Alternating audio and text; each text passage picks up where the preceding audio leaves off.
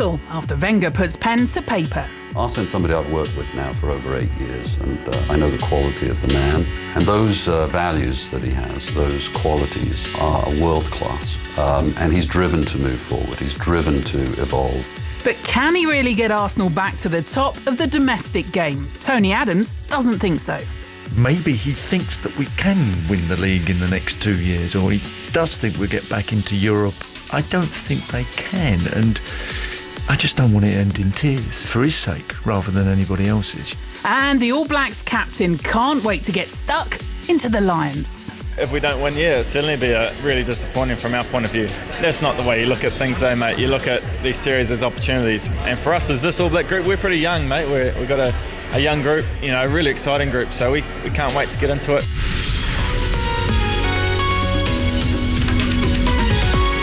And that Lions squad announcements tonight then will be in New Zealand to look ahead and be in Paris, where Britain's Aliash Bedene is on court at the French Open. That's coming up in the next half hour before we head off to Cambridge for the BBC election debate. Phil Williams will guide you through that. Then we're back at 9 for Tuffers and Vaughan and all you need to know about the Champions Trophy, which starts tomorrow on 5 Live Sports Extra and across the BBC, of course. Jimmy Anderson, Marcus Trescothick joined Phil. We'll also hear from Pakistan coach Mickey Arthur. That's to come then. Thanks for being with us. But we'll start in North London, and Arsene Wenger says he plans to win the Premier League next season after signing a new 2-year deal at Arsenal. After the contract was signed, the club's chief executive, Ivan Gazidis, praised Wenger's world-class values and said he was totally committed to taking the club to the next level. The ambition is to put this club in a position where we're winning the Premier League, where we're competing to win in Europe and pushing forward. So that's the objective that the club has, that our owner has, that the board has, and I know that Arsene has as well. Arsene's somebody I've worked with now for over 8 years, and I know the quality of the man, I know the quality of him as a football person, and I know the quality of him as a person and a human being as well. And those values that he has, those qualities, are world-class in every respect. His DNA is the same DNA as this club, and he's driven to move forward, he's driven to evolve, he's driven to those objectives. Ivan Gazidis speaking to Arsenal media earlier. Let's bring in our sports reporter, David Ornstein. 24 hours on, it's as you said it would be, David. But I guess what we've learnt is that ambition from the board. That's what the fans wanted to hear, isn't it? It is, Caroline, but there was a lot of looking forward in the statements that were released today by Arsenal. Not a great deal of looking back. Some may say that's the right thing, but upon the problems of the past season, and some problems they were. Arsene Wenger said earlier in the season that words are cheap and that actions clearly speak louder. And it was interesting that there was so little detail on what Ivan Gazidis had previously said in the season, that the problems of the season, which saw Arsenal lose 7 of 12 matches between the 31st and early to mid-April, had been a catalyst for change. Arsenal obviously missed out on the top 4 and a place in the Champions League. Well, what changed? Well, this was all we learnt on that. This part of the statement that said that Arsene Wenger and Ivan Gazidis have conducted a full review of our on and off pitch activities to identify areas for improvement to build a sustained title challenge, and no detail as to what that review involved. We then later in the day heard from Arsenal's second largest shareholder, Alisher Usmanov, who of course is not involved in the club and has a bit of a standoff with effectively the owner, the majority shareholder Stan Kroenke. Usmanov, who recently bid unsuccessfully for the club, said, "I'm pleased that Arsene Wenger will continue to manage Arsenal for the next 2 years, as he's one of the very best coaches in Europe. What is now of paramount importance is that he receives the full support of the board and majority shareholder. He has a great opportunity to deliver the success that the fans deserve and the legacy that his long contribution merits. However, without the right support, there remains a real risk that his legacy will be tarnished. If the support is not forthcoming, we stand ready to step in and do everything we can to deliver success on and off the field." So even on the day that the manager's future was sorted, still some issues at board level and some politics at play. So for support, do we read that as cash? How much money will he get? Well, Arsenal spent £110 million on transfers last summer and can be expected to spend beyond that figure again, I've been told, in the region of £150 million.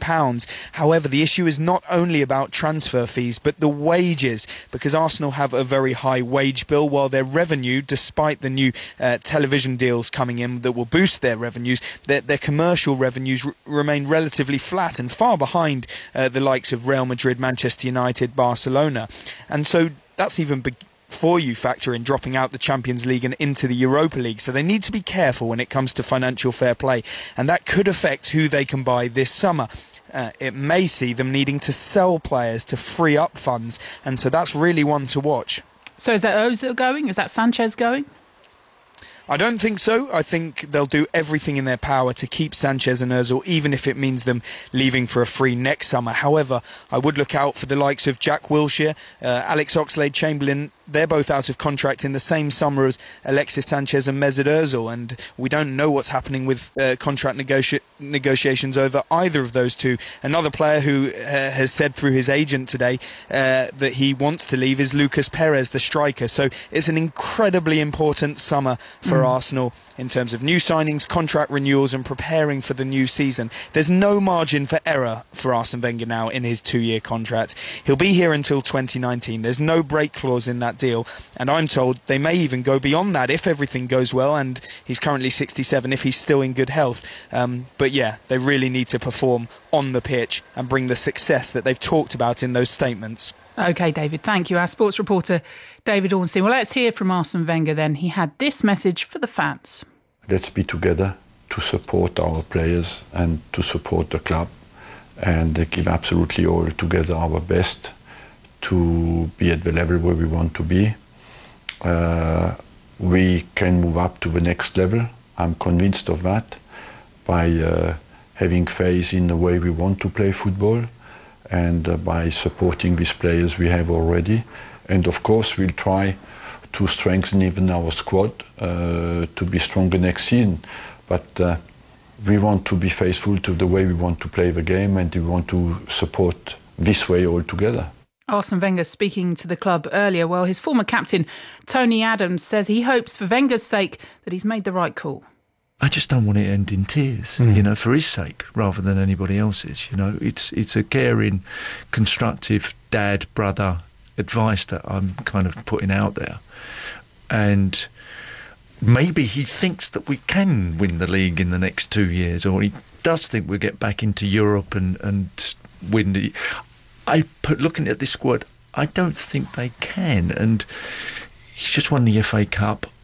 And Zidane, actually, when we talk about Real Madrid, he said to me, it's better to go 5 minutes early than 5 minutes too late. And I just don't want it to all, fall apart in the next 2 years. And Arsene's seen as a villain, as a bad man for Arsenal, because that'd be wrong, because he's been so brilliant for the club, But I can understand the frustration also of the fans that want a league title and they want to be competitive. We need to start being competitive. We need to be number one, buy number one players instead of number 4 players on the pecking list. Tony Adams on BBC Wiltshire. Well, I've been speaking to one of Tony Adams' ex-teammates, Martin Keown, who told me Wenger needed to be ruthless to get back to the top of the domestic game, even if that means letting Sanchez and Ozil leave.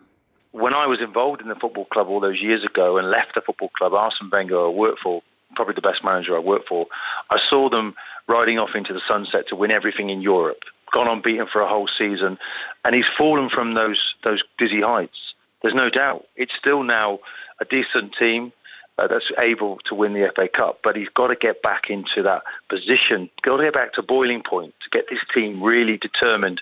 They were like street fighters in the FA Cup final, and it was disappointing, really, that it didn't come earlier in the season. If they can get back into that kind of mentality, then they can be a team that goes after the Premier League this season. Do you look at this team and think they will win the Premier League next season?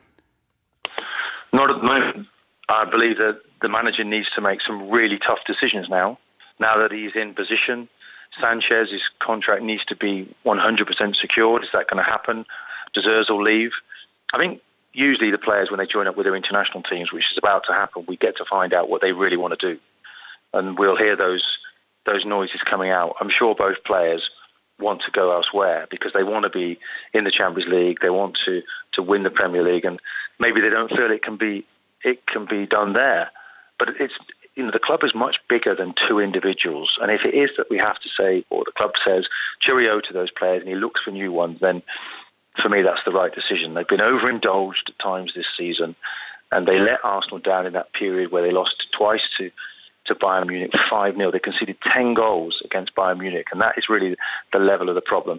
Since he changed the system, they've been a whole lot better. They've won 8 from 9, and that's what they've got to look. They've got to start the season now as they finished it. What conditions would you expect to have been given to Arsene Wenger for these 2 years ahead? What would you want them to have said? Well, I mean, if you look at the club from top to bottom, youth team development, there needs to be a 10-year plan that's put in place. And he's only got 2 years to do it. But he is that powerful and intelligent. Get the right people around him. I think they've just lost their head of the youth department, so there's big changes ahead. He won't see the benefits of those changes, but it will leave a great legacy for the football club. And those are the sort of things that he needs to put in place, put the right people in there now to take the club forward for the eventual changeover that will come in the future when somebody else comes to take his place. But if he's got all that power, Martin, how's it going to be any different from what's gone before? Well, yeah, exactly. But, at the end of the day, they had to make a choice. Martin Keown on What Next? For Arsenal and Arsene Wenger, plenty more analysis on the BBC Sport website.